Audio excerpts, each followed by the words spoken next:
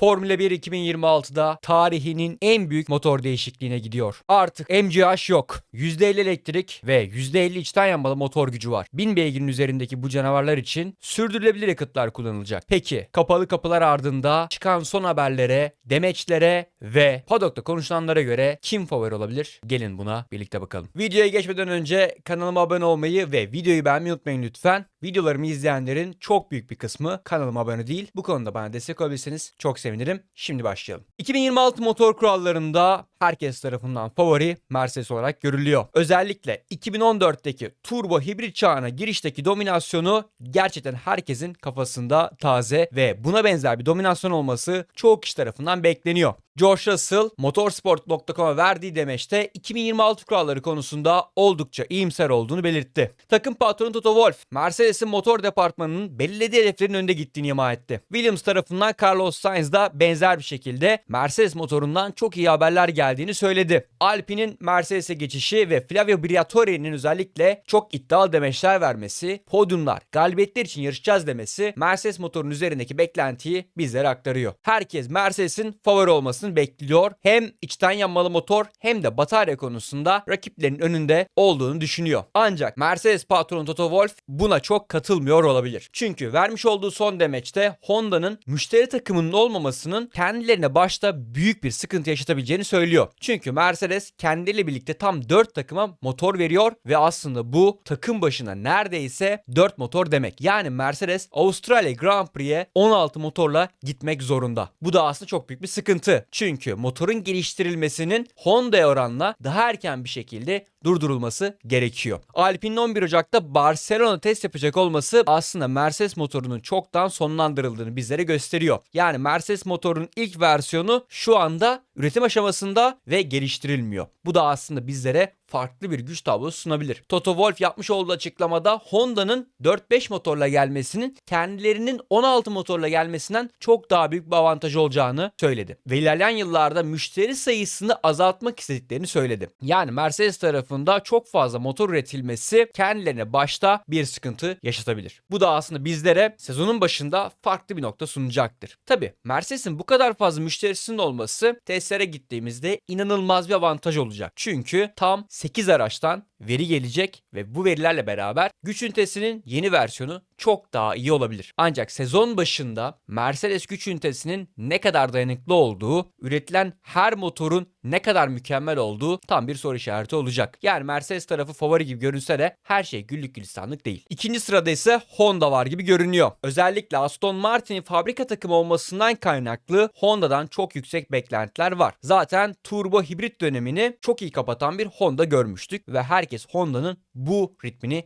devam ettirmesini bekliyor. Özellikle Honda tarafında verimliliğe çok ciddi anlamda önem gösteriliyor. Honda Racing Başkanı Koji Watanabe yapmış olduğu açıklamada 2026 güç ünitelerinde verimliliğin çok önemli olduğunu aktardı. Honda tarafı yeni kurallarda verimliliğe odaklanmış durumda. 20.000 veri üzerinden yeni güç ünitesinin verimliliğini sağlamaya çalışıyorlar. Hibrit sisteme o kadar çok önem veriyorlar ki özellikle MGUK yani kinetik enerji geri dönüştüren sistem konusunda Amerika'daki birimlerinden de destek aldıkları biliniyor. Honda'nın batarya konusunda ciddi anlamda güçlü olması bekleniyor. Zaten Honda'nın marka hedeflerine baktığımız zaman 2030 itibariyle elektriğe geçiş olduğunu görüyoruz. Yani batarya teknolojisi zaten Honda'nın çok uzun süredir çalıştığı bir konu. O yüzden Formula 1'in 2026 sezonunda da Honda'nın bataryasının ciddi anlamda güç dengelerine etki ettiğini görebiliriz. Evet, şu anda Mercedes daha güçlü gibi görünüyor. Ancak sanki Honda verimlilik konusunda herkesten bir adım önde. Bu da bizlere farklı bir güç dengesi sunabilir. Yani tek turda Mercedes motorlarının avantajlı olduğu ancak yarış mesafesinde bataryayı daha iyi kullanan Honda'nın avantajlı olduğu bir durum görebiliriz. Tabi verimlilik yalnızca batarya konusunda önemli olmayacak. Buradan da 3. sıradaki Ferrari'ye geçiyoruz. Ferrari tarafını neden 3. sıraya yazıyoruz? Çünkü Ferrari'de motor departmanından ciddi ayrılıklar gerçekleşti. Tabi bu yeni kurallar için çok iyi bir işaret değil. Ferrari tarafından çok az bilgi sızdığını söyleyebiliriz. Son çıkan haberlerde Ferrari'nin dayanıklılık konusunda gidecek daha yolun olduğu söyleniyordu. Ancak her takım için ve her üretici için bu geçerli olabilir. Formula 1'in haberine göre Ferrari 2026 projesinde tam entegrasyon peşinde. Özellikle Özellikle güç ünitesinin şasiye oturtulması konusunda ve paketleme konusunda Ferrari ciddi anlamda çalışıyor. Bu aslında bana biraz 2014'ü hatırlatıyor. Çünkü Ferrari o yılda da daha iyi bir paketleme için turbosunu rakiplerine oranla daha küçük tasarlamıştı. Daha kompakt bir güç ünitesiyle beraber daha dar bir arka paketleme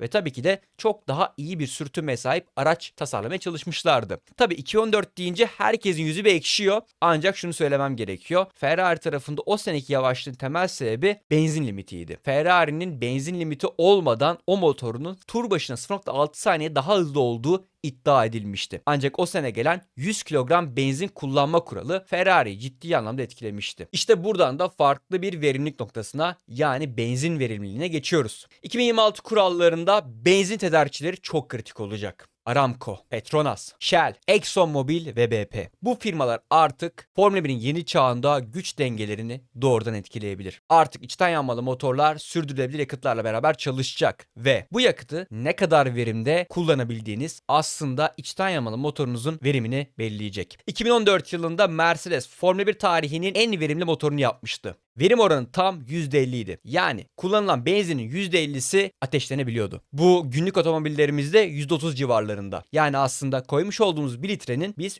300 mililitresini yalnızca ateşleme olarak kullanabiliyoruz. Mercedes ise 2014 yılında %50'lik bir verimlilik oranına yükselmişti. Bu kendilerini Formula 1 tarihinin en verimli motoru yapmıştı. Bunun sayesinde 2014'ün başında özellikle benzin limitinin çok etki ettiği yarışlarda ciddi bir avantaj yaşadıklarını görmüştük. Hatta 2014 Avustralya'da Daniel Ricciardo 100 kilo benzinden daha fazla kullandığı için yarıştan diskalifiye edilmişti. Ferrari tur başına 0.6 saniye kaybediyordu. O yüzden aslında benzin verimliliği gerçekten çok kritik olacak. Burada ise biraz Aramco ve Shell öne çıkıyor. Yani Ferrari motoru ve Honda motoru. Özellikle Aramco'nun ciddi bir yatırım yaptığı biliniyor. Hatta Aston Martin yeni aracını Aramco'nun genel merkezi Arabistan'da tanıtacak. Shell ise yıllardır aslında Formula 1'in bu konudaki şampiyonu. Shell'in getirmiş olacağı yüksek verimli yakıt gerçekten Ferrari'nin motor performansını doğrudan etkileyebilir. Ferrari tarafında özellikle Lewis Hamilton'ın da motorun sürülebildiği konusunda takıma feedbackler verdiği söyleniyor. Yapmış olduğu simülatör çalışmalarında daha çok sürülebilirlik ve daha uzun vadeye odaklanan bir Lewis Hamilton olduğu aktarılıyor. Yani Ferrari öyle hemen hızlı bir şekilde favori olarak girip yüksek iddialarda bulunmayacak. Biraz daha sessizden ve derine ilerliyorlar. Özellikle içten yanmalı motor konusunda Ferrari çok iyi bir konumda. Ve eğer Shell'le beraber çok iyi bir uyum yakalayıp istediklerine ulaşabilirlerse içten yanmalı motor konusunda gridin en iyisi olabilirler. Tabi burada batarya konusunda ne yapacakları çok büyük bir önem arz ediyor. Oradaki durum yarışlardaki durumlarını belirlese de Ferrari'nin içten yanmalı motor konusunda daha iyi bir iş yapması kimseyi şaşırtmaz. Şimdi bu 3 büyük üretici gerçekten çok kritik konumda. Çünkü onların ne yapacağı bütün gridi etkileyebilir. Mercedes'te 4 müşteri takımı var. McLaren, Williams, Alpine ve tabii ki de Mercedes'in kendisi. Aston Martin yalnızca fabrika takımıyla beraber devam ediyor. Ferrari ise hem Haas'a hem de Cadillac'a motor verecek. Yani aslında 8 takımı etkileyen bir durumdan bahsediyoruz. O yüzden bu üreticilerin üretecekleri motorun ne olacağı çok önemli bir konumda. Eğer Ferrari içten yanmalı motor konusunda ve Shell'le olan işbirliğiyle beraber çok önemli bir fark yaratabilirse bu kendilerine yarışta da büyük bir avantaj getirebilir. Peki nasıl? Eğer Ferrari diğer rakiplerinden çok daha fazla verimlilik yakalayabilirse yarışa daha hafif başlayabilir. İkinci olarak da daha az benzin kullanacakları için, yani benzin daha verimli kullanacakları için bu onlara her tur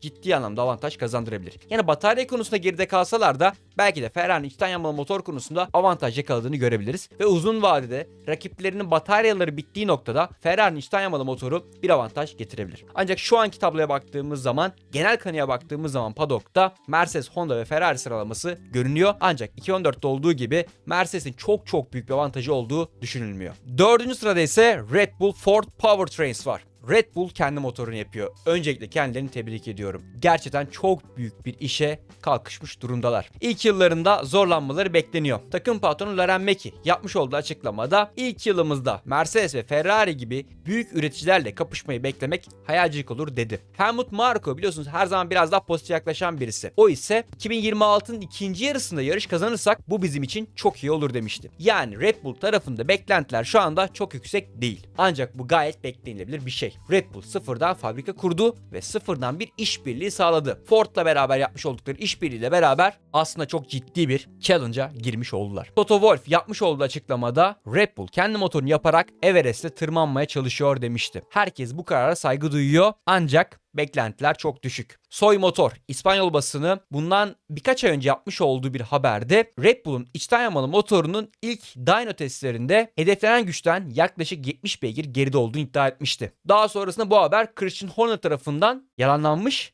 ve takvime uygun ilerliyoruz olarak aktarılmıştı. Ancak görüldüğü üzere Red Bull'un güç ünitesinden çok fazla bir beklenti yok. Christian Horner da yine Red Bull tarafında bu projeye girerken yakıt unsuruna değinmişti ve yakıtın çok büyük bir fark yaratabileceğini söylemişti. Özellikle Red Bull'un içten yanmalı motor konusunda daha fazla eğildiği, Ford'un ise batarya konusunda daha fazla destek verdiği biliniyor. Yani aslında Red Bull'un kendi kaynağı biraz daha içten yanmalı motor ve yakıt verimliliğine bakarken Ford tarafı biraz daha batarya teknolojisine odaklanmış durumda. Ancak yine paddock içerisinde Red Bull'un MGU-K'sinde dayanıklık konusunda sorunlar olduğu söyleniyor. Tabi bu haberleri nereden alıyorlar bilmiyorum. Ancak ben sizlere haber olarak aktarıyorum. Yani Red Bull Ford motorundan çok da fazla beklenti yok. En azından başlarda. O yüzden kendilerini de ön sıra yazmak en mantıklısı olacaktır diye düşünüyorum. Son sırada ise Audi var. Ancak Audi tarafında işler biraz daha farklı. Evet, Audi şu anda en yavaş motor olacakmış gibi görünüyor. Hatta bunu Audi'nin kendisi bile kabul ediyor. Audi'nin F1 projesinin başındaki isim Matteo Binotto ki Ferrari'de motor konusunda ciddi bir devrim yaratmıştı. 2026'da zirvede olmayacağız. Bu bir öğrenme süreci demişti. Audi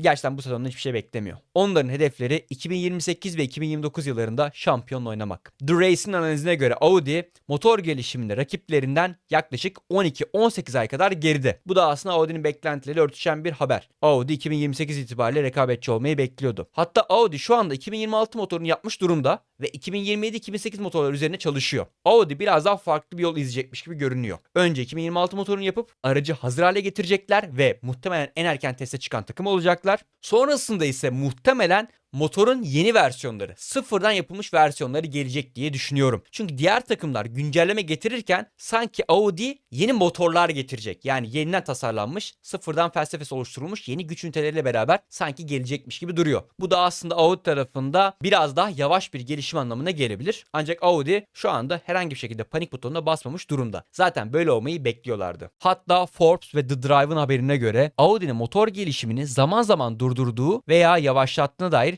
çok ciddi iddialar ortaya atıldı. Özellikle Audi'nin ve Alman firmalarının ekonomik olarak bir darboğazda olması bu konudaki iddiaları daha da fazla arttırmış durumda. Yani Audi tarafında maddi kaynak olarak belki de biraz sıkıntılar oldu bu süreçte. Ancak şu anda Audi ilk motorunu tamamlamış durumda ve kağıt üzerinde herkesten daha hazır gelen bir Audi var. Ancak yine kağıt üzerinde herkesten biraz daha geride olmayı kendileri de bekliyor. Yani 2026 sezonuna girdiğimiz zaman en yavaş güç ünitesi muhtemelen Audi olacakmış gibi duruyor. Evet, çeşitli kaynaklardan sizler için 2026 güç üniteleriyle ilgili haberleri aktarmaya çalıştım. Tabi bunlar haber, paddock'taki söylemler ve bazı demeçler. Ancak şunu söyleyebiliriz ki 2026'da Mercedes, Honda ve Ferrari başı çekecekmiş gibi görünüyor. Red Bull tarafı ve Audi tarafı. Yani bu işe yeni girenler biraz daha sıkıntı yaşayacaklar. Zaten Honda'nın turbo hibrit döneminde yaşamış oldukları sorunlara bakarsak bu gayet doğal bir şey. Honda da F1 projesine 2015'te girmiş ve ancak 2019'da rekabetçi olmayı başarmıştı. Yani Red Bull ve Audi tarafında 2028-2029 gibi güçlü motorlar görmek biraz daha mantıklı bir hedefmiş gibi görünüyor. Tabii Red Bull tarafında Ford'un etkisi nasıl olacak bunu kestiremiyoruz. Ancak genel gidişatın bu olduğunu söyleyebiliriz. Tabii bu durum pilot pazarında karıştırabilir. Ancak onlara diğer videolarda değiniriz. Şu an için Mercedes favori, takipçisi Honda gibi görünüyor.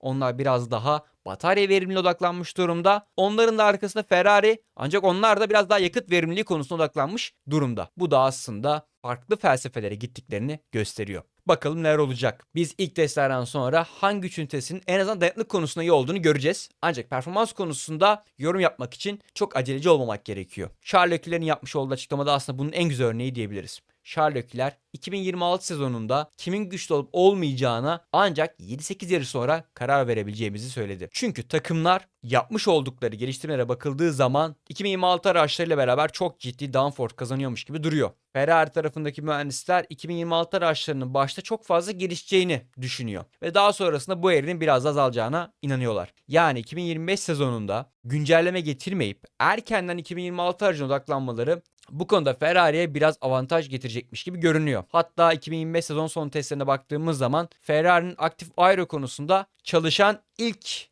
mekanizma yaptığını gördük. Mercedes kablo takarken bunun için diğer takımlar aktif aeroyu çalıştırmadı. Ferrari'nin yeni direksiyonu da hazır. Yani Ferrari aslında yapı olarak şu anda 2026'ya hazır takım gibi görünüyor. Güç ünitesi konusunda ne yapacaklar bilemiyorum ancak yapısı olarak biraz daha gelişim var. Lewis Hamilton özellikle 2026 aracına odaklanma konusunda takımı geçen sene cesaretlendirdiği biliniyor. Ve 2026 aracına da ciddi etkisi olduğu söyleniyor. Yani Ferrari tarafında biraz daha Hamilton'ın yolu tercih edilmiş gibi görünüyor. Bu da aslında bizlere çok farklı bir Ferrari izletebilir. Ancak Ferrari tarafında batarya verimliliği ciddi bir soru işareti. Bakalım o konuda ne yapacaklar. Yine kış boyunca çıkan haberleri sizlere aktarmaya devam edeceğim efendim. Bana destek olmak için kanalıma abone olmayı ve videoyu beğenmeyi unutmayın lütfen. Bir sonraki videoda görüşmek dileğiyle. Hoşça kalın.